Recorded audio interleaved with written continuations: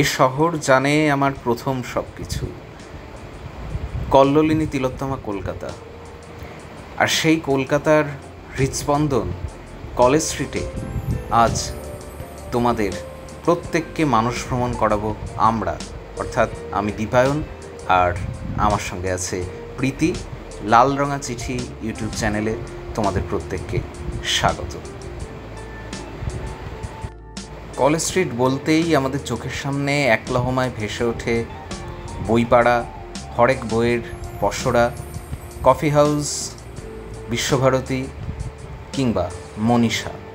এই প্রত্যেকটা জায়গা তোমাদের সামনে আজকে আমরা উন্মোচিত করব।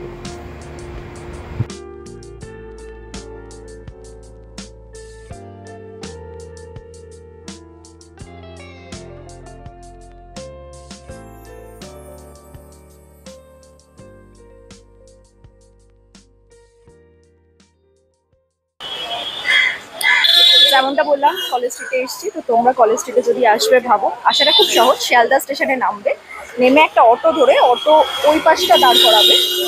ওই পাশে দাঁড় করানোর পর তোমরা এই রাস্তা ধরে, এই ট্রাম লাইন ধরে সোজা চলে আসতে পারো প্রেসিডেন্সির কাছে। তারপর এখানে গোটা এরিয়াটাই কলেজ স্ট্রিট এরিয়া। তো এগোতে থাকি আস্তে আস্তে। আজকে প্রথমে বাড়ি থেকে বেরিয়ে ভেবেছিলাম যে ওয়েদারটা একটু ভালো হবে, মানে একটু ক্লাউডি ওয়েদার, হয়তো বৃষ্টিপাত একটু হতেও পারে, হালকা হাওয়া দিতেও পারে। এত ভালো যে বৃষ্টিপাত আকাশ থেকে হচ্ছে না, আমাদের দেহ থেকে বৃষ্টিপাত হচ্ছে, প্রচন্ড ঘাম হচ্ছে, এত মানে মুখ মুছতে হচ্ছে। তো কলেজ স্ট্রিটে তো এসছি, এবার তোমাদের কিছু জিনিস দেখাবো আমরা চলতে চলতে। যেমন কলেজ স্ট্রিটে বিভিন্ন যে বইয়ের দোকানগুলো থাকে সেগুলো তো আছেই, তার পাশাপাশি আমরা প্রথমে যাব এটা ওপেন এয়ার বুক স্টল। এইখান দিয়ে আমরা যাচ্ছি, দ্বীপ প্রকাশন প্রথমেই পড়ছে, তার সামনে এই যে বইয়ের স্টল। তো এখানে চলে এসেছি। এই তো আজকে একটা বইও দেখবো আর আপনার একটা ছোটখাটো ইন্টারভিউ নেবো আমাদের ব্লগিং এর জন্য। হ্যাঁ হ্যাঁ হ্যাঁ, এই সেই ভদ্রলোক আমাদের অনেক বই দিয়েছেন। সুতরাং ওপেন এয়ার বুক স্টলের সুবিধা যেটা, যে একদম খোলামেলাভাবে বই দেখাও যায়। আর অন্য পাবলিকেশনগুলোতে ধরুন আপনি কোনো একটা বই খুঁজছেন বা তোমরা কোনো একটা বই খুঁজছো, সেই বইগুলো কিন্তু বললে এনারা আনিয়ে দেন খুব তাড়াতাড়ি। এই সুবিধাটা একমাত্র দেজে আছে, অন্য কোনো ইনডোর দোকানে তো নেই। সেই কারণে এসছি, কয়েকটা বই দেখবো। আর এখানকার সব থেকে বড় সুবিধা যেটা, সেটা হচ্ছে যে কোনো অচেনা পাবলিকেশন, যে বইগুলো আমরা ইতিপূর্বে দেখিনি, সেই বইগুলো কিন্তু দেখা যায়। কারণ আমরা যদি কোনো বইয়ের সন্ধানই না জানি, তাহলে সেই বইটা আমরা দেখবো কিভাবে কোনো বড় দোকানে ঢুকে। তো এটা এখানে কিন্তু একটা সুবিধা, পুরোটাই ডিসপ্লে করা আছে। তো এবার দেখা যাক, বইটই কেনা যাক। প্রীতির কি পছন্দ হয়, বা আমি খুব পছন্দ না হলে আজকে বিশেষ কিছু কিনবো না, তবে একটা বই আমাদের কেনার ইচ্ছে আছে, একটা আয়ুর্বেদ শাস্ত্রের উপর, সেটা কিনবো। এখানে অনেক রকম বই দেখতে পাচ্ছি। তার মধ্যে অন্যতম যেগুলো ব্যোমকেশ সমগ্র, সুনীল গঙ্গোপাধ্যায় প্রথম আলো, এগুলো আনন্দের বই, তো আনন্দ পাবলিকেশনের বই। এছাড়া আরও অনেক, পরশুরাম গল্প সমগ্র, সবই আছে প্রায় বলা যায়। কলকাতা নিয়ে আমাদের একেবারে বিশাল কালেকশন হয়েই গেছে। বইটার দাম হচ্ছে 400, 450, 450 ডিসকাউন্ট দিয়ে আরো কম পড়বে। এই বইটা দেখা, এটা আমাদের 80-90 এর দশকে, মানে আমাদের ঠিক আগের জেনারেশনের, যখন এরকম ইন্টারনেটের কড়াকড়ি হয়নি, সেই সময় সরঞ্জিৎ চক্রবর্তীর একটা বই, এবং এটা খুব বিষয় ভিত্তিক। এটা সূচিপত্রটা যদি আমাদের দর্শকদের আমরা দেখাই, এই যে এখানে বলছেন 80-90 এর দশকের জীবনের গল্প, পিস টিভি অ্যান্টেনার মহার্ঘতা, পুজো নেমন্তন্ন বাড়ি। সেই সময় যেরকম ছিল আমাদের ঠিক আগের জেনারেশন, আজ থেকে 15 বছর আগের কলকাতা কিরকম ছিল আর কি। সেকালের কলকাতা হোক আর একালের কলকাতা, কলকাতা নিয়ে একটা আবেগ আমাদের সকলের মধ্যেই থাকে। আর সেই আবেগের জায়গা থেকে একটা গোটা কালেকশন করে ফেলেছি আমি কলকাতার বইয়ের। তো সেই সম্বন্ধে জানতে গেলে, বইয়ের নামগুলো জানতে চাইলে তোমরা আমাকে ফেসবুকে জিজ্ঞেস করতে পারো। আচ্ছা, দাদার কাছে চলে এসেছি। তো বহুবারই আসি, আজকে আমরা ব্লগিং এর জন্য এসেছি। তো তুমি আমাদের বলো যে এরকম ওপেন এয়ার বুক স্টল করে সেটা কি সুবিধা হয়? পাশাপাশি এত যে বড় দোকানগুলো আছে, ধরো আনন্দ দেশ, পত্রভারতী, মিত্র ঘোষ, তার পাশাপাশি তোমার এই দোকানগুলো কিরকম চলে? এর বিক্রির পার্সেন্টেজ গুলো কিরকম, লাভজনক? মোটামুটি আমাদের যে একদমই খারাপ তা বলবো না, আচ্ছা আচ্ছা। আমাদের আরও ভালো ছিল, কিন্তু এই মুহূর্তে অনলাইন হওয়াতে আমাদের একটু বাজারটা ডাউন আছে, কিন্তু আবার ফিরবে আমরা জানি। বড় দোকান যেমন আছে, সঙ্গে ছোট দোকানও আছে, সবাই তোমাদের একসঙ্গে চলাফেরা করি। আমাদের বড় দোকান ছোট দোকানের মধ্যে কোনো ব্যাপার না। তাদের বিজনেস তারা করে, আমাদের বিজনেস আমরা করি। আমরা সব রকম বই দিতে পারি, এটাই আমাদের ফেসিলিটি, যেটা বড় দোকানে পাওয়া যায় না। আমাদের যে কোনো বই, যে কোনো কোম্পানির স্টোরি বুক কিংবা বাংলা গল্পের বই আমরা সবই দিতে পারি। আচ্ছা, এবং এবং ভালো কমিশনেই ডিসকাউন্ট আমরা দিতে পারি। এসি বুক স্টল আমাদের দোকান, আপনারা আসবেন আমাদের দোকানে এবং ঠিকঠাক ডিসকাউন্টে বই নিয়ে যাবেন। আচ্ছা। তো অনলাইন পেমেন্টের ফলে সমস্যাটা কোথায় হচ্ছে? তোমার এখানেও তো অনলাইন পেমেন্টের ব্যবস্থা আছে। অনলাইন পেমেন্টের ব্যবস্থা আছে, কিন্তু অনলাইনে যে সাপ্লাই হয় বইগুলোর, সেই যে বইগুলোকে সাপ্লাই করে সেই বইগুলোতে ওরা নিয়ে এমনভাবে ডিসকাউন্ট করে দেয়, ওরা একটা বইতে হয়তো 20% দিল, আর একটা বইতে ওরা যেটা 30%-এর বই সেটাও 20% করে দিল। এই করেই ওদের বিজনেসটা ওরা এক জায়গায় রাখতে পারে। কিন্তু আমাদের এখানে আসলে সেটা হলো আমাদের যেটা যেই বইয়ের যেই ডিসকাউন্ট, সেটা সেই ডিসকাউন্টেই পাওয়া যায়। আচ্ছা আচ্ছা। তো এখানে তুমি দেখাও যে কোন কোন বইগুলো, এই যে আমরা দেখতে পাচ্ছি, কোন কোন বইগুলোর বিক্রি বা ডিমান্ড সব থেকে বেশি, এটা দর্শকদের একটু আমি দেখাতে চাই। এখানে বাংলা ইংলিশ দু রকম দেখতে পাচ্ছি, তো ইংলিশের ব্যাপারটা ছেড়েই দিলাম, আমরা বাঙালি মানুষ, বাংলা বই বিক্রি বেশি। বাংলায় সবসময় বই, মানে যে কোনো বড় বড় রাইটাররা আছে যেগুলি সবসময় বিক্রি হবেই। আমার এখানে দেখতে পারবেন আপনি অনেক বই আছে, যেমন বুক ফার্ম বই আছে, পত্রভারতীর বই আছে, এই তো অগ্নি নিরাবার সপ্তক, এগুলো তো বুক ফার্মে। হ্যাঁ আছে, নিত্য ঘোষ, দেজ, আনন্দ, সবারই বই থাকে আমাদের। ছোট পাবলিকেশনেরও ছোট পাবলিকেশনেরও আমরা রাখি। কোনো এক একটা বইয়ের এক একটা কমিশন ডিসকাউন্ট করে আমরা বিক্রি করি, যার দরুন মানুষ আমাদের কাছে আসে এবং আমাদের কাছ থেকে বই নেয়। বেশ, তো দাদার সাথে কথা বলে ভালো লাগলো। বই তো কিনবই, খুব সম্ভবত এই বইটা কিনবো। দুটো বইয়ের মধ্যে চয়েস হচ্ছে, প্রীতি কি বলে সেটা শুনে ডিসিশন নিতে হবে। হয় সরঞ্জিৎ চক্রবর্তীর, আর নয়তো শিবপুরাণ আমাদের কেনার ইচ্ছা আছে, যদিও আসা যাওয়ার মধ্যে নিতে পারবেন। আমাদের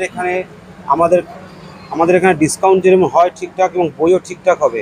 আপনি চলে আসবেন কেসি বুক স্টলে, এখানে ডিসকাউন্ট যেরকম ঠিকঠাক আমরা দিই, তেমনি বইও ঠিকঠাক দিই। মানুষ যেই বইটাই চাইবে, আমরা যত কষ্টই হোক সেই বইটা আমরা সংগ্রহ করে দেওয়ার ব্যবস্থা রাখি। একদম, নমস্কার। একদম, অনেক ধন্যবাদ দাদা। আচ্ছা, এই হচ্ছে ফোন নাম্বার। দর্শকদের বলছি, তোমরা যখন কলেজ স্ট্রিটে আসবে, যে কোনো বই এখানে ভালো ডিসকাউন্টে কিন্তু পেয়ে যাবে। শিবপুরাণ, এখানে ঋগ্বেদ প্রীতি দেখছে।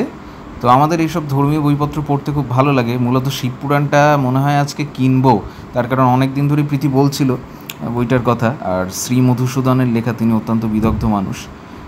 বেদ সমগ্র অখণ্ড চতুর্বেদ কম্পাইল করা, ভালো। এই যে প্রচুর দোকান, প্রচুর। তবে একটা কথা বলি, সেটা হচ্ছে এই যে এখানের যে দোকানগুলো রয়েছে, এখান থেকেই না যতটা সম্ভব নেওয়ার চেষ্টা করবে। কারণ বড় যে দোকানগুলো রয়েছে, বড় যে পাবলিকেশনগুলো রয়েছে, তারা অনেক ক্ষেত্রেই কিন্তু বেশি ডিসকাউন্ট দেয় না, যেটা এই বাইরের দোকানগুলো দেয়। যেখান থেকে আমরা কিনলাম, হ্যাঁ, সেখানে আমরা শিবপুরাণ যে বইটা তোমাদের দেখালাম, ওটার বইয়ের আসল দাম হচ্ছে 1100 টাকা। তো 1100 টাকা বইটা আমরা পেয়েছি হচ্ছে 650 টাকায়। হ্যাঁ, মানে 40% ডিসকাউন্ট। কেউ দেবে না, বড় দোকান কেউ দেবে না। এই যে ডেজ আছে বা দীপ প্রকাশন আছে, এখানে কিন্তু এই 20 কি 25 এরকম 20%। হ্যাঁ, যাই হোক, এই যে মিত্র ঘোষ পাবলিশার্স, শিশু সাহিত্যটা খুঁজে পাচ্ছি না। শিশু সাহিত্য বালিকা, ও শিশু সাহিত্য মনে হয় আমরা পেরিয়ে এসেছি, মনে হয় পেরিয়ে এসেছি, ঠিক। বা নাকি এটা তো নতুন বইয়ের দোকান হচ্ছে, শিশু সাহিত্য উঠে গেছে নাকি?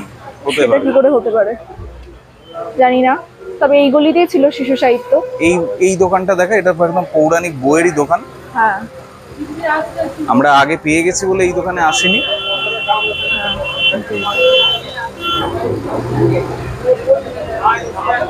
এই রাস্তাটা অলমোস্ট শেষ। ওইদিকে আদি, মোহিনী মোহন, কাঞ্জিলাল, অটোই এখানটাতেই দাঁড় করাবে, এরকম জায়গাটাতেই দাঁড় করাবে, এই পাড়ি। এখান থেকে তোমরা সোজা চলে যাবে এভাবে নাক বরাবর, পুরোটাই কলেজ স্ট্রিট এরিয়া। এখানে একটা ব্যাগের দোকান আছে, ব্যাগের দোকানও আছে। হ্যাঁ, কি নেই এখানে, কি আছে দেখানো তো, কি নেই সেটা জিজ্ঞেস করলে বোধ আমি বলতে পারবো। ব্যাগের দোকান আছে, আগে একদিন দর করেছিলাম, এগুলো মোটামুটি 100 টাকা করে। ওপাশে কলেজ স্ট্রিট মার্কেট, ওখানে ফুলের দোকান, আদি মোহিনীমোহন কাঞ্জিলাল আছে, চাইলে শাড়িও কেনা যেতে পারে। যে দোকানটার কথা বলছিলাম, এইখানে দেখতে পাচ্ছি শ্রীমদ ভাগবত গীতা থেকে শুরু করে বেদব্যাস মহাভারত সবই আছে, রামায়ণ প্লাস অষ্টাদশ পুরাণ, এই যে পুরাণ, ভগবত পুরাণ, রামায়ণ, ভাগবত। সুতরাং যারা হিন্দুত্ববাদী বা হিন্দু ধর্মের বইপত্র সম্বন্ধে পড়তে আগ্রহী তো তারা অবশ্যই এই দোকানে আসতে পারবে। আর এবার আমরা একেবারে সরাসরি কফি হাউসের দিকে চলে যাব। আবার যা গরম, সেই কারণেই অফ ক্যামেরায় আমরা এই ব্লগটা বেশি করছি, কারণ আমাদের ঘরমাত্র মুখটা দেখতে তোমাদের ভালো লাগবে। আমরা যাই তাহলে। আমরা অ্যাকচুয়ালি কফি হাউসের পাশেই আছি। পাশেই আছে কফি হাউসের উল্টো দিকে যেখানে দ্বীপ প্রকাশন দেখালাম, ওই দ্বীপ প্রকাশনের থেকে একটু সামনে এগিয়ে গেলেই দেশটা একটা গলির মধ্যে পড়ে, ফেরার পথে অবশ্যই দেখাবো। আর তার পাশে আছে কথা ও কাহিনী, আরো দুটো আউটলেট। ওখান থেকে আরেকটু এগিয়ে গেলে আছে বিশ্বভারতী, সেটাও দেখাবো। তবে তার আগে একটু কফি হাউসে গিয়ে কফি খেয়ে নেওয়া আছে। যেখান দিয়ে ঢুকেছিলাম সেখান দিয়ে আবার বেরোচ্ছি, এই যে সামনে প্রেসিডেন্সি। এখান দিয়ে এসে ন্যাশনালটা বোধ একটা এগিয়ে, ন্যাশনাল বুক হাউস, এই যে ইন্ডিয়ান কফি হাউস, উত্তর কলকাতার ঐতিহ্যশালী একটা দোকান, সরি ক্যাফে বা রেস্টুরেন্ট যাই বলি। ভিতরে যাওয়া যাক। আমরা দোতলাতেই যেতে পছন্দ করি, তো প্রথমে দোতলায় গিয়ে দেখি, একান্ত জায়গা ফাঁকা না থাকলে আবার নিচে চলে আসবো।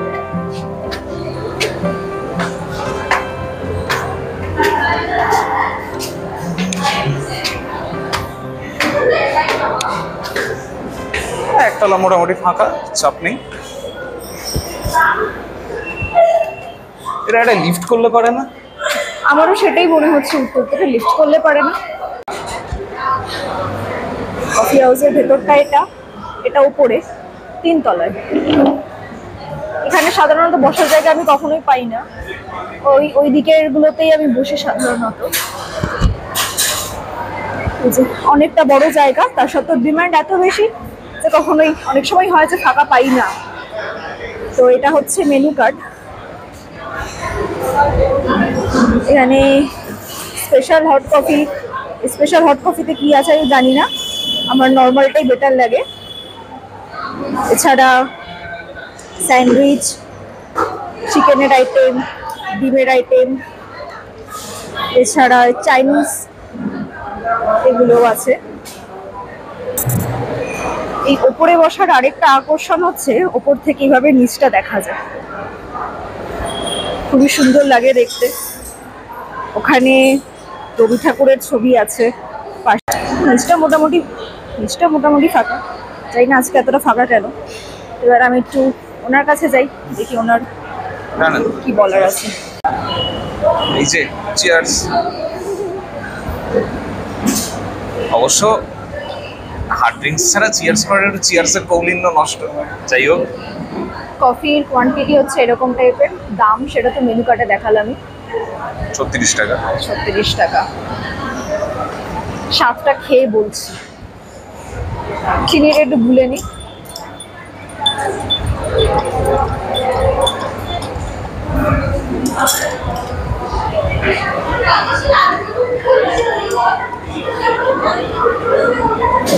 ভালো, খারাপ না।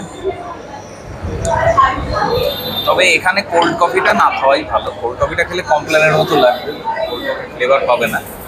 হট কফিটা ঠিক আছে। আর স্ন্যাক্সও আমি বলবো খুব একটা খেতে এসো না, মানে তুমি আড্ডা দিতে আসলে প্রয়োজনে 2 রাউন্ড কফি খেলে 1 ঘন্টা ধরে ঠিক আছে, কিন্তু স্ন্যাক্স তো আমরা নিজেরা খেয়ে দেখেছি। সেখানে চিকেন পকোড়া হয় ইটের মতো শক্ত, চিকেন বা মটন অমলেটে ওই মানে সেদ্ধ চিকেন মাটন দিয়ে দেয় প্রচুর তেলে ভেজে। এই হচ্ছে একটা খাবার, যতটা পরিমাণ খারাপ হওয়া উচিত কফি হাউসে ততটা পরিমাণই দায়িত্ব, কিন্তু এখানে আমরা আসতে পছন্দ করি। সব খারাপ নয়, আমি একবার চাউমিন খেয়েছিলাম, জানি না আমি হয়তো চাউমিনের প্রতি পাগল। সেদ্ধ চাউমিনও পারলে খেয়ে ফেলবে, কিছু না দিলেও। তো আমার কিন্তু চাউমিনটা ভালো লেগেছে, কফিটা ভালো লাগে। সব থেকে বড় কথা আমার এখানে চারপাশটা ভীষণ ভালো লাগে, মানে এখানে এসে এক কাপ কফি খেলেও যেন একদম কফি হাউসে আমরা আসি তার কারণে আমাদের পরিবেশটা খুব ভালো লাগে। চারপাশের এই যে একটা জমজমাট পরিবেশ, সব সময় একটা কলরবের পরিবেশ, এটা খুব ভালো লাগে। না তো মরা মরা না, বিভিন্ন ক্যাফেতে, একটা বাতানুকুল ক্যাফেতে যদি তোমরা যাও তাহলে দেখবে কিরকম একটা মরা মরা ফ্লেভার পাবে।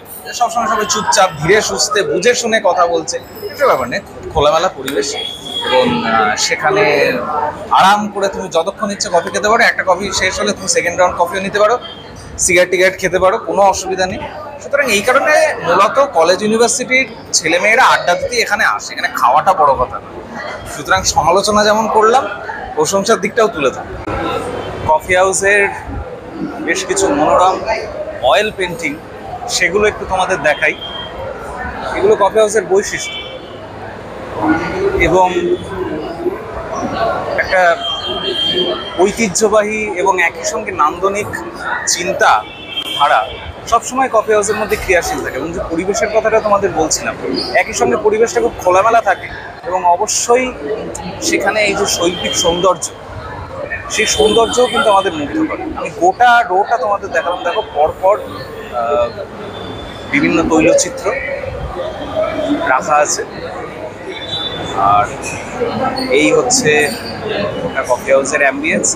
একদম উল্টো ফুটে আমরা বসেছিলাম, একদম ওই দিকটা থেকে ঘুরে আমরা আবার এখানে চলে এলাম। এবার কফি হাউস থেকে যাব আরেকটা পাবলিকেশনে, যেখানে স্বদেশী বিপ্লবীদের বইপত্র পাওয়া যায়। ওখান দিয়ে আমরা বেরিয়ে এলাম, তারপর এখন দ্বীপ প্রকাশনের পাশ দিয়ে যাচ্ছি। এখানে বিশ্বভারতী বইও দেখছি পাওয়া যায়। ব্লগার একেবারে অনুপুঙ্খভাবে দেখাচ্ছে তোমার। হ্যাঁ, আমি একেবারে কলেজ স্ট্রিটের অলিগলি চিনিয়েই ছাড়বো সবাইকে। এই যে দেশ পাবলিকেশন, অপরদিকে হচ্ছে সংস্কৃত ইউনিভার্সিটি, তার ঠিক অপোজিটে এই যে দেশ। একটু ভেতরে ঢুকে যেতে হয়, ওই ভিতরে দোকান। এখন আর ঢুকছি না, কারণ কেনার আপাতত কিছু নাই, কারণ পকেটে পয়সা নাই। পকেটের পয়সা ওপেন বুক স্টলে গিয়ে আমাদের শেষ করে ফেলেছি। এই যে কথা ও কাহিনীর একটা দোকান, এখানে দেশ আর কমলিনীর আরেকটা ছোট আছে, মানে দেশের ছোট ভাই।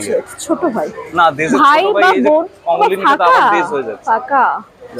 এখানে একটা খাবার দোকান আছে, এখানে স্কুল কলেজের কম্পিটিটিভ এক্সাম, ওপরে ক্যামেরা। বিএড।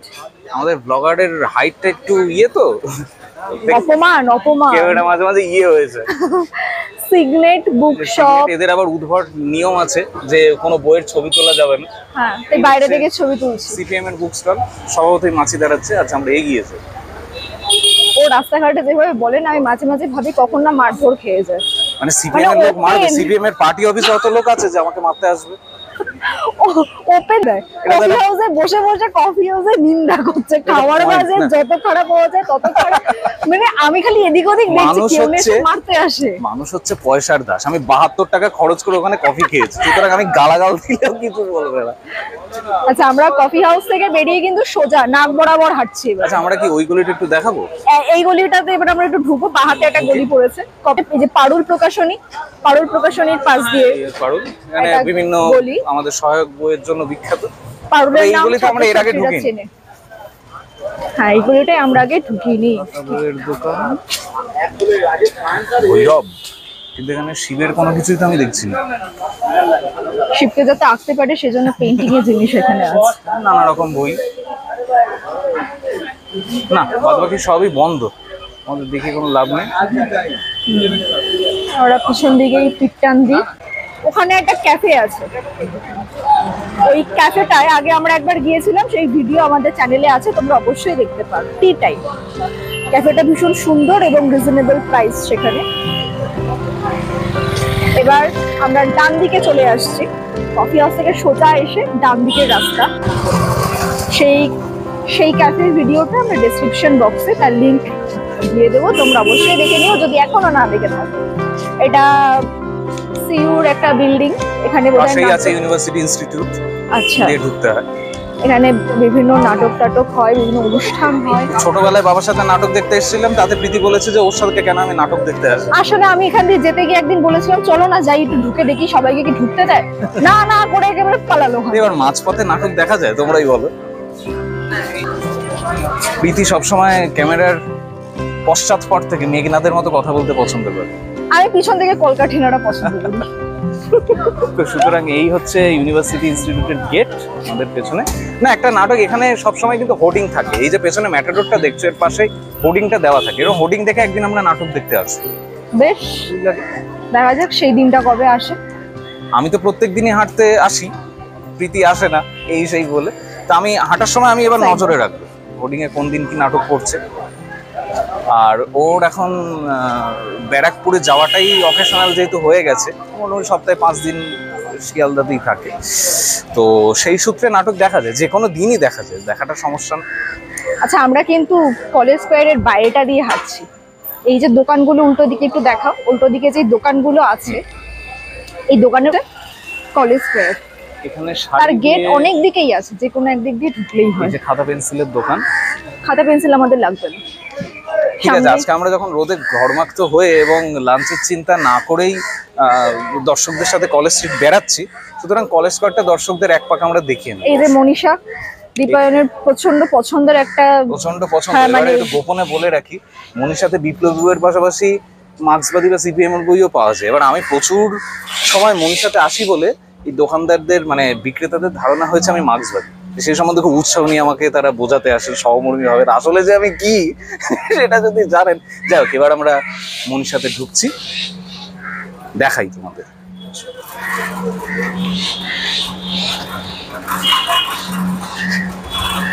প্রীতি এই দোকান থেকে, যদিও রাজনৈতিক বিষয় আশায় আমার মতো অতটা পড়ে না, কিন্তু তবু এখানে ওই যে রবীন্দ্রনাথ ঠাকুরের যে সিরিজগুলো, শান্তাশ্রী, মানে রবীন্দ্রনাথ না ঠাকুরবাড়ি, তো সবটাই আমার কেনা হয়ে গেছে। ঠাকুরবাড়ি এখন ঠাকুরবাড়ি হয়েছে রবীন্দ্রনাথের জন্য। হ্যাঁ, সেটা ঠিক। এই হচ্ছে তার পেছন। আমি বইয়ের স্টলগুলো একটু দেখাই, যে জায়গায় পছন্দ করি আর কি। স্বদেশী বই এখানে প্রথমেই দেখতে পাচ্ছি অগ্নিযুগের মহান বিপ্লবী গণেশ ঘোষ। এই আমি একটা বই পেয়েছি, রবীন্দ্রনাথ, রবীন্দ্রনারায়ণ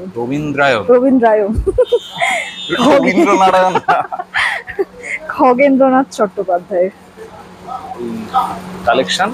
আমার এই রোটা তো একদম ভীষণই ভালো লাগে, তার কারণ এখান থেকে আমি প্রচুর অগ্নিযুগের বিপ্লবীদের বইপত্র কিনেছি। যেমন দেখো, অগ্নিপুরুষ ভূপেন্দ্রনাথ দত্ত, মানে স্বামী বিবেকানন্দের ভাই, তারপর আমার জীবন কাহিনী পুলিন বিহারী দাস, মানে যারা স্বদেশী যুগের সশস্ত্র বিপ্লবী ছিলেন সেই সম্বন্ধে র্যাডিক্যাল ইমপ্রেশন পাবলিকেশন, এটা একটা প্রকাশনা সংস্থা, তারা ধারাবাহিকভাবে বিভিন্ন সিরিজের বইপত্র প্রকাশ করে। এই দেখো, এখানে বিভিন্ন নাম্বারিং আছে, সিরিয়াল নাম্বার 1, 2 করে। কেউ বলে বিপ্লবী, কেউ বলে ডাকাত অনন্ত সিংহ। আজকে পয়সা ফুরিয়ে গেছে বলে এটা আমি নিতে পারবো না, খুবই দুঃখজনক ব্যাপার আমার কাছে। তো এই বইটা আমি অবশ্যই পরে নেব। স্বাধীনতা সংগ্রামে বাংলার নারী, কমলা দাশগুপ্ত, যারা ব্রিটিশদের বিরুদ্ধে, সেই বীণা দাস থেকে শুরু করে কমলা দাশগুপ্ত, সুহাসিনী গাঙ্গুলি, প্রত্যেকের কথা এখানে আছে। এখানে তো অনন্ত সিংহের চট্টগ্রাম যুব বিদ্রোহের সম্বন্ধে বই। এ দেখো, কানাইলাল, যে নরেন গোসাইকে বিশ্বাসঘাতকতার অপরাধে শাস্তি দিয়েছে, কানাইলাল, রাসবিহারী বসু। শেষ সুভাষটা অবশ্য আমি কিনতে বলবো না, কারণ যে কনক্লুশন পূরবী রায় টেনেছেন তার সঙ্গে আমি সহমত নই। যাই হোক, অগ্নিযুগের চিঠি, নৌবিদ্রোহ, এইটা খুব ভালো বই, ভারতের সশস্ত্র বিপ্লব, ভূপেন্দ্র কিশোর রক্ষিত রায়। হেমচন্দ্র কানঙ্গের এই বইটা তোমরা অবশ্যই কিনতে পারো, বাংলার বিপ্লব প্রচেষ্টা। সুতরাং খুবই ভালো, খুবই ভালো। আর এই ভদ্রলোকের সঙ্গে তো আমার সবসময় পরিচয় হয়ে আসে, উনি কাউন্টারে থাকেন, আমাকে বই দেন। সুতরাং দাদা, আমরা একটা চ্যানেলের পক্ষ থেকে এসেছি, তো তোমার সঙ্গে একটু কথা বলবো। এই যে র্যাডিক্যাল ইমপ্রেশনের প্রকাশনা সংস্থা থেকে তোমরা অগ্নিযুগের বিপ্লবীদের বইপত্র প্রকাশ করো, এটা তো খুবই সাধু উদ্যোগ। কিন্তু এখন বই কেনা এবং বই পড়ার প্রবণতাটা খুব কমে গেছে, তো সেদিক থেকে এই বইগুলোর বিক্রি কিরকম হয়? প্রচুর। হ্যাঁ, রোজই দোকান খোলার মানে অপেক্ষা, দোকান খোলার পর থেকেই পর থেকে এগুলো ভালো বিক্রি হচ্ছে। আচ্ছা, তো এই সিরিজের নতুন কি কি বই আসছে? যেমন ধরো অনন্ত সিংহের বইগুলো আছে। হ্যাঁ, আর ওরা একটা এই যেটা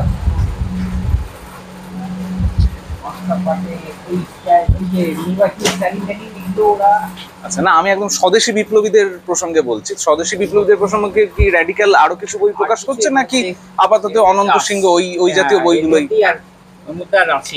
আচ্ছা আমাদের কাছে। আচ্ছা আচ্ছা, ঠিক আছে, অনেক ধন্যবাদ। তো আমরা বই দেখলাম। প্রীতি, কি রবীন্দ্রনাথ সম্পর্কে মানে ঠাকুরবাড়ি সম্পর্কে আর কিছু কি আছে এখানে? না, প্রায় শেষের পথে যা ছিল আমার কাড়িয়ে কুচিয়ে সবই নেওয়া হয়ে গেছে। এই বইটা আমি নিয়েছিলাম, বিপ্লবী জীবন, লক্ষ্মী সাইকেল। এখন ঠাকুরবাড়ির গৃহসজ্জা আছে আমি দেখতে পাচ্ছি। কোথায়? এই যে শান্তা শ্রীমানি তো আছে। আচ্ছা, হ্যাঁ, না আমার কাছে আছে, মানে এখানেও আছে সেটা বলছি। বাবু মজলিদ শো আছে নিচে, সাতকাহন, বাগানবাড়ি, ওই মনীষা, এই যে সামনে, এখান থেকে বেরিয়ে বাইরে এটা থিওসফিক্যাল সোসাইটি। হ্যাঁ, ব্রহ্মবিদ্যার কার্যালয়, অতীতের প্ল্যানচেটের আস্তানা। এই ওটা যে, কি দেখানো যাচ্ছে? হ্যাঁ নিশ্চয়ই যাচ্ছে। দেখে দেখে ব্লগার পড়ে নেবে। এর লেপচা জগতে যা অবস্থা হয়েছিল, ব্লগারকে ধরে থাকি এবার। এখানটা দিয়ে যাওয়া যায়। এটা এখন ভাড়া দেওয়া হয় কিছু অনুষ্ঠানের জন্য, এখানে ভাড়া দেওয়া হয় ছোটখাটো অনুষ্ঠানের জন্য উপরের পোর্শনটা।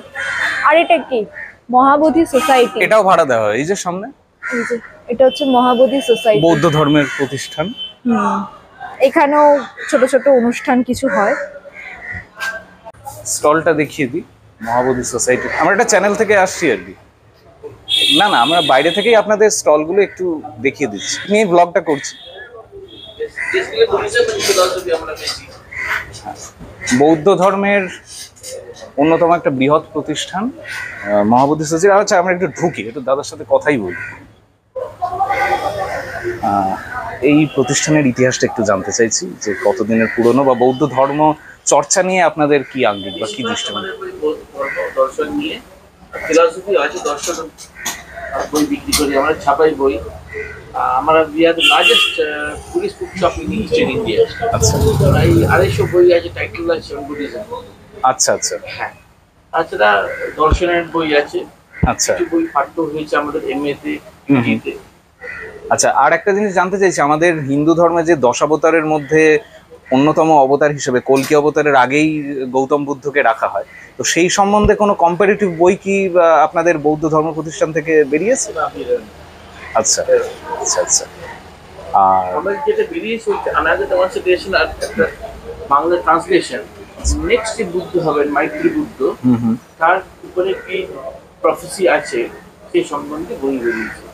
আচ্ছা, ফার্স্ট টাইম ইন বেঙ্গলি। 2500 বছর প্রতিদিন অনুবাদ হয়েছে বইটা। শ্রীলঙ্কায় পাওয়া যেত অনাগত বংশ দেশনা। নেক্সট বুদ্ধ যিনি হবেন, মাইত্রী বুদ্ধ, তার উপরে কি ভগবত গৌতম বুদ্ধ কি বলে গেছে। আমার এখন গৌতম বুদ্ধের যুগে আছে। আচ্ছা আচ্ছা, হ্যাঁ, this is the 24th Buddha. আচ্ছা, নেক্সট বুদ্ধ যিনি হবেন, তার উপরে অনাগত বংশ দেশনা। এটা আমার ভারত। আচ্ছা। আর বৌদ্ধ ধর্ম সম্পর্কে আমাদের আগ্রহ তো থাকে, কারণ গৌতম বুদ্ধ নিজে যেখানে ভারতীয় ছিলেন, সুতরাং হিন্দু ধর্মের সঙ্গে বৌদ্ধ ধর্মের ভীষণই সাদৃশ্য আছে। আমাদের বৌদ্ধ শাস্ত্রে বলে যে কোটা বুদ্ধ জন্মিয়েছে এবং জন্মাবে এই ভারতবর্ষেই জন্মাবে, ভারতবর্ষেই জানে। হ্যাঁ, বুদ্ধ জ্ঞাতি সিদ্ধি লাভ করবে। আচ্ছা আচ্ছা।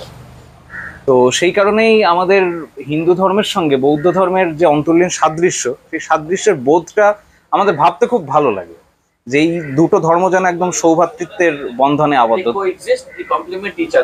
একদম একদম কোনো রকম পরধর্ম অসহিষ্ণুতা এক একটা নির্দিষ্ট ধর্মে দেখা যায়, সেটা যারা বুঝতে পারে না তারা একটু, তাদের সবাই তো একই লেভেলের নয়। একদমই। এবং জাতকে ভগবান বুদ্ধ বলেছেন, আমি 4 লক্ষ কল্প আমি সাধনা করেছি, পারমিতা পালন করেছি, তারপরে আমি বুদ্ধ হতে পেরেছি। ওনার এই প্রথম জন্মে যিনি ভাবটা বেরোলো যে আমি বুদ্ধ হব, বুদ্ধ জিনিসটা একটা পরম শান্তি ও করুণার জিনিস, ওনার ভাবনা আসলেন দীপঙ্কর বুদ্ধের সময়। দীপঙ্কর বুদ্ধের পরে উনি 4 লক্ষ কল্প উনি কিন্তু পারমিতা পালন করলেন, 10টা পারমিতা।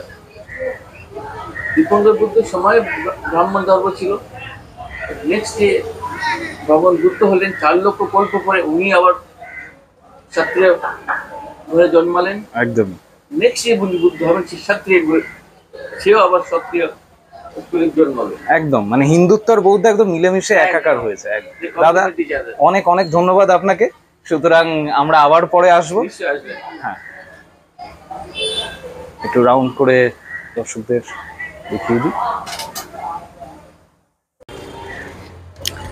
এই যে কলেজ স্কোয়ারের গেট, এই গেট অনেক আছে, যে কোনো একটা গেট দিয়েই ঢোকা যায়।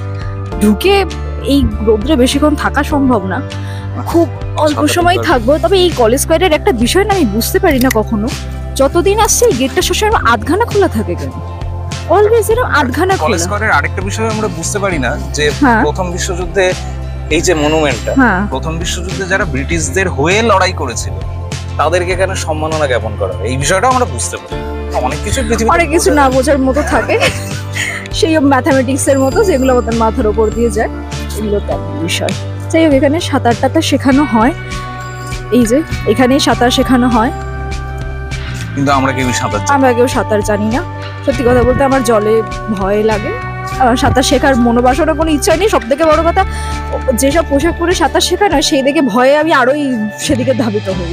আর আমি 2বার শিখতে চেষ্টা করেছিলাম, পারিনি, সে চেষ্টা পরিত্যাগ করেছি। হ্যাঁ, মনে ওভাবে ওইসব পরে সাঁতার শেখার থেকে জলে ডুবে মরে যাওয়া ভালো। এই যে পুরো এটা 4 কোণা জায়গা, স্কোয়ার স্কোয়ার কথাটার মধ্যে থেকেই বোঝা যায় 4 কোণা জায়গা। এখানে দুর্গাপুজো হয়। আর এখানের বাংলাদেশের বইমেলা তো তোমাদের আমরা দেখিয়েইছি। হ্যাঁ, এখানে প্রচুর বসার জায়গা আছে। আমরাও হ্যাঁ, আমরাও এখানে বসে প্রেম করেছি। আমরা দ্বিতীয় দিন যখন দেখা করি এখানেই বসেছিলাম। না, এই বেঞ্চের কথাই আমি বলছি না, এরকমই কোনো বেঞ্চে বসেছিলাম। এই দিকের বেঞ্চেই এই দিকের কোনো বেঞ্চেই বসেছিলাম, এক্স্যাক্টলি। এখন রোদ, তৎসত্ত্বেও এই জায়গাটায়, এবার এইসব জায়গাগুলোতে ভিড়। এখন মনে হচ্ছে যে বেঞ্চে বসেছিলাম সেখানে অনেকে একটু খড়িটড়ি দিয়ে লিখে রাখে না, বিভিন্ন মনুমেন্টের গায়ে লিখে রাখে। আমরা যদি লিখে রাখতাম তাহলে সেটা একেবারে চিরকালীন হয়ে যেত। লিখে রাখি, এটা আমাদের অন্যায় হয়েছে। এখানে একটা বাচ্চাদের পার্ক আছে, সে পার্ক খোলা থাকে না বন্ধ থাকে আমি জানি না, একটু দেখাই। তো কেউ ঢোকে না, খোলা রাখতে পারে মনে হয় যারা উদ্যোক্তা তারাই এই স্লিপে চড়ে। এই যে দোলনা টোলনা আছে, স্লিপ, ঢেকি না কি বলে, চড়তে ইচ্ছে করছে দোলনাটা। হ্যাঁ, দোলনা চড়তে আমি বরাবরই পছন্দ করি, কিন্তু আমার তো চড়তে দেবে না, আমি তো বাচ্চা নই। ভীষণ রোদ, এই নাকি বৃষ্টি হবে। একটা জোকস আমি দেখছিলাম যে পশ্চিমবঙ্গের চাকরি, সরকারি চাকরি, আকাশের বৃষ্টি আর আমাদের সৌভাগ্য সবই আসবে করে, কিন্তু কিছুই আসে না। এখানে আমাদের পেছনে কার যেন মূর্তি, এটা বৌদ্ধ ধর্মের অনগারিকা ধর্মপাল। এই যে রোদে চোখ মুচকে যাচ্ছে। এবার যাচ্ছি একটু বিশ্বভারতীর দিকে। এটাই আজকে আমাদের লাস্ট ডেস্টিনেশন, বিশ্বভারতীর একটা আউটলেট, সেটা দেখিয়ে বাড়ির পথে যাব।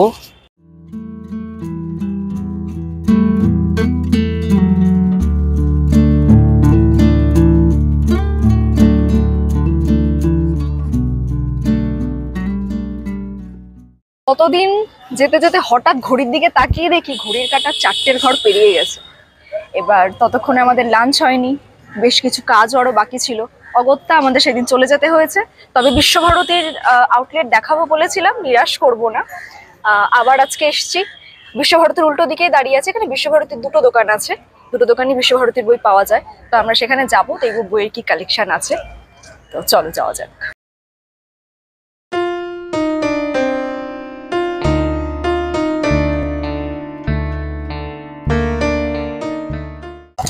চলে এসেছি বিশ্বভারতীতে। এই আউটলেটটা বিশেষ করে আমাদের অতি পরিচিত, এবং আজকে যাদের সঙ্গে কথা বলবো তাদের সঙ্গে আমাদের কার্যত একটা আত্মীয়তার সম্পর্ক তৈরি হয়ে গেছে এবং বহু রবীন্দ্রনাথের বই আমরা প্রেফার করি যে বিশ্বভারতীর আউটলেট থেকে কিনতে, কারণ কপিরাইট উঠে যাওয়ার ফলে বিভিন্ন পাবলিকেশন রবীন্দ্রনাথের বই বের করে, কিন্তু বিশ্বভারতীর যে অথেন্টিসিটি সেটা অন্য কোথাও পাওয়া যায় না, বা বিশ্বভারতীর যে আমেজ সেটাও অন্য কোথাও দেখা যায় না। সুতরাং এই বিশেষ আউটলেটে যারা আমাদের সঙ্গে বিশেষ পরিচিত তাদের সঙ্গে কথা বলবো, এবং কলেজ স্ট্রিটের বিশ্বভারতীর আউটলেটটা কলেজ স্ট্রিটেরই অন্যতম একটা ঐতিহ্যের স্বাক্ষর হিসেবে আমাদের সামনে উঠে আসে। সুতরাং আজকে কথা বলে নেব তাদের সঙ্গে যারা দিনের পর দিন এই কলেজ স্ট্রিটের সাক্ষী এবং বিশ্বভারতীতে রবীন্দ্রনাথ ঠাকুরের বই বিক্রির সাক্ষী। তাদের সঙ্গে আমরা কথা বলে নেব। দাদা, আপনার কাছে প্রথমে আসি। বিশ্বভারতীতে অনেক সময় শোনা যায় যে ধরুন রবীন্দ্র রচনাবলীর অনেকগুলো খণ্ড, যেগুলো খণ্ড আকারে প্রকাশিত হয়েছে রবীন্দ্রনাথের, সেইগুলোর স্টক আস্তে আস্তে কিন্তু কমে আসছে, বা আগের তুলনায় স্টক কিছুটা কমেছে। তো সেটা নিয়ে বিশ্বভারতীকে অনেক সময় আমরা সমালোচনাও করে থাকি। তো এই মূল বিষয়টা আপনার কাছে আসবো যে এটাকে কিভাবে দেখেন, বা কেন স্টক কমে আসছে, বা আদৌ কি কথার সত্যতা আছে? আপনার কি মনে হয়? আজকে আমার খুব আনন্দ লাগছে যে আপনারা এরকম বিশ্বভারতীর এই স্টক নিয়ে, বিশ্বভারতীর এই বইপত্র নিয়ে একটা আমাদের কাছে একটা মানে অভিজ্ঞতা জানতে এসছেন। বিশ্বভারতীর বই মানুষের মধ্যে একটা বিশেষ জায়গা করে নিয়েছে অতীত থেকে, এবং এখনো পর্যন্ত বিশ্বভারতীর বই যেরকম ধরনের মানুষের মধ্যে পড়ার আগ্রহ থাকে, এখনো সেই আগ্রহটা আছে। বিশ্বভারতীর রচনাবলী যেগুলো আমরা দেখতে পাচ্ছি, বহু মানুষ এখনো কিন্তু সেরকমভাবে কিন্তু সারা জাগাতে পারছে না বা পাচ্ছে না। এই বইগুলো বিভিন্ন কি কারণ, সেগুলো আমরা এখনই এইভাবে বলতে পারবো না। আমরা বিশ্বভারতী বই সাধারণত বিক্রি করে থাকি। বিশ্বভারতীর বিশ্বভারতী থেকে যেসব বইগুলো আসে সেসব ব্যাপারে আমরা কিছু বলতে পারবো না। সবগুলো ছাপা কেন হচ্ছে না, কোথায় কারণ, কি এর বিস্তারিত। কিন্তু আমরা বিশ্বভারতীর বই যেগুলো বিক্রি করে থাকি, আমরা কিন্তু সহজে সাধারণ নাগরিকের হাতে তুলে দিতে পারি না। এগুলো আমরা ঠিক সময় মতো পাই না। বিশ্বভারতীর যারা পাঠক, যারা বিশ্বভারতী বই পড়তে ভালোবাসে, তারা কিন্তু মানে অনেক নিরাশ হয়ে এখান থেকে ফিরে যায়। আজকে পাচ্ছে না, এটা কি কারণ, সবটা আমরা বলতে পারবো না। হ্যাঁ, দামেরও একটা বিষয় থাকে, যে দামগুলো দিনে দিনে মানুষের ক্রয় ক্ষমতা কমে যাচ্ছে, মানুষের আর্থিক ক্ষমতা কমে যাচ্ছে। এতে বইপত্র যাদের আগ্রহ থাকলেও তারা নিতে পারে না, এসে দেখে চলে যায় বা পরে চেষ্টা করে নেওয়ার জন্য। কিন্তু আমরা সার্বিকভাবে একটা জিনিস বুঝতে পারছি যে বিশ্বভারতী কিন্তু সবসময় মানুষের কাছে কিন্তু সমানভাবে সমাদৃত। অতীতেও ছিল, বর্তমানেও আছে, ভবিষ্যতেও থাকবে। অতএব এই বইগুলো আমরা আশা করব বিভিন্ন বিশ্বভারতীর মানে ম্যানেজমেন্টের কাছে, বা বিশ্বভারতী যারা নাকি দায়িত্বে রয়েছে, তারা যদি এই দিকটা মানুষের একটু ভেবেচিন্তে করতে পারে, আগামী দিনে কিন্তু বিশ্বভারতীর বই কিন্তু আরও লোকের কাছে পৌঁছে যাবে, এবং রবীন্দ্রনাথকে আগামী দিনে মানুষ আরও ভালোভাবে চিনতে পারবে। আমরা যেরকম ধরনের বই বিক্রি করে থাকি, ভালো রবীন্দ্রনাথের এই সব বই আপনারা যে দেখছেন এইরকম আলাদা আলাদা ভাবে আমরা সাজিয়ে রাখি, এটা মানুষের মধ্যে কিন্তু খুব একটা আনন্দ সঞ্চার করে। তারা কিন্তু এগুলো দেখতে পায় যে ডিসপ্লে, এই যে আমরা বাইরে যেগুলো ডিসপ্লে করেছি, এগুলো একটু দেখান, এগুলো একটু এই যে ডিসপ্লে গুলো করেছি, এগুলো দেখাতে পারলে ওদের মধ্যে কিন্তু আগ্রহ সঞ্চারটা আরো বেশি আগ্রহ। তবে এই বইটা মনে হয় বিশ্বভারতী না, ওটা না। বিভিন্ন আমরা অনেক ধরনের বই বিক্রি করি। এটা রবীন্দ্রনাথের ওপরেও যেসব বই আমরা অন্য লেখক লেখে, শুধু বিশ্বভারতী বলে না, অন্য রবীন্দ্রনাথকে নিয়েও যারা চর্চা করে এবং রবীন্দ্রনাথকে যে যারা রিসার্চ করে, তারাও কিন্তু বিভিন্ন ধরনের বই কিন্তু রবীন্দ্রনাথ লেখে। আমরা কিন্তু সেই সব বই ধরনের গুলোও পৌঁছে দিতে চেষ্টা করি মানুষের হাতে। আর ধরুন যে বইটা বিশ্বভারতীতে আউট অফ প্রিন্ট তাৎক্ষণিকভাবে, সেখানে কি আপনারা অন্য পাবলিকেশন থেকে সেই বইগুলো আমাকে দিতে হয়। কেন দিতে হয়? তারা পাঠকের একটা চাহিদা, তাদের কিন্তু ওই বইটার উপর কিন্তু একটা আগ্রহ চাহিদা থাকে। সেই চাহিদাটা পূরণ করা হচ্ছে না, আমরা সাবস্টিটিউট বই ব্যবস্থা। একদম এখানে দেখতে পাচ্ছি, এই যে এখানে দেখুন আপনারা এই সব ডিসপ্লে গুলো আমরা সাজিয়ে রেখেছি। এই বিশ্বভারতীর এই জিনিসগুলো কিন্তু আমরা মানুষকে একটু দেখানোর সুযোগ করে দিয়েছি। অন্য পাবলিকেশনে পেলো না, তারা নিরাশ হয়ে গেল, অত জিনিসটা জানতে পারছে। হ্যাঁ, আপনারা এখন জয়শ্রী প্রকাশন, জয়শ্রী প্রকাশনীয় বই রাখছি, বিভিন্ন আমরা সব রকমের বই রাখি। আমরা পুস্তক বিক্রেতা এবং আমাদের নিজস্ব প্রকাশনাও আছে। অতএব আমরা কিন্তু সব ধরনের বই রেখেই চেষ্টা করি যে মানুষের মধ্যে বই একটা আলাদা আগ্রহের জিনিস। তো এটা বিশ্বভারতীর বই, এটা শান্তিদেব ঘোষ। বা প্রচ্ছদটা বেশ ভালো। একদম একদম নেতাজির এই বইগুলো কিরকম বিক্রি হয়? কারণ নেতাজি ভালো। আমাদের একটা আবেগের নেতাজির নাম। যদি বলা যায় যে নেতাজির এই ভারত পথিক এবং ইংলিশে পিলগ্রাম, এগুলো পিলগ্রিম যেগুলো রয়েছে, এগুলো কিন্তু মানুষের এই দেখে কিন্তু ওগুলো মনের মধ্যে ডাকছে না, এই জিনিসগুলো আমাদের জানা দরকার। নেতাজি সম্বন্ধেও তো অনেকে জানতে চায়, কিন্তু আমরা তো সেভাবে জানতে দেওয়া হয় না, বা আমরা সেগুলো ভাবে প্রচার করতে পারি না। এই বইয়ের মাধ্যমে যদি কিছু প্রচার হয়, আমার মনে হয় সেগুলো অনেক ধন্যবাদ আপনাকে। এই হলো আমাদের কলেজ স্ট্রিট সফর। কেমন লাগলো তোমাদের? লালরঙা চিঠি শুধু একটা ইউটিউব চ্যানেল নয়, লালরঙা চিঠি আমাদের জীবনের অভিজ্ঞতার এক একটা রক্তরঙা অধ্যায়, পর্ব। আর সেই পর্বগুলো তোমাদের সেই রক্তিম খাম খুলেই পড়ে নিতে হবে, জেনে নিতে হবে, উপলব্ধি করতে হবে। সুতরাং জীবনের এক একটা অধ্যায়কে আমরা তুলে ধরি তোমাদের সামনে। জীবনের এক একটা বাঁক প্রস্ফুটিত হয়ে ওঠে দর্শকদের মধ্যে, আর লালরঙা চিঠি আরও অনেক অনেক বেশি রক্তিম হয়ে ওঠে। সুতরাং আজকে এই পর্যন্তই। ভালো লাগলে লাইক, কমেন্ট, শেয়ার, সাবস্ক্রাইব অবশ্যই করবে।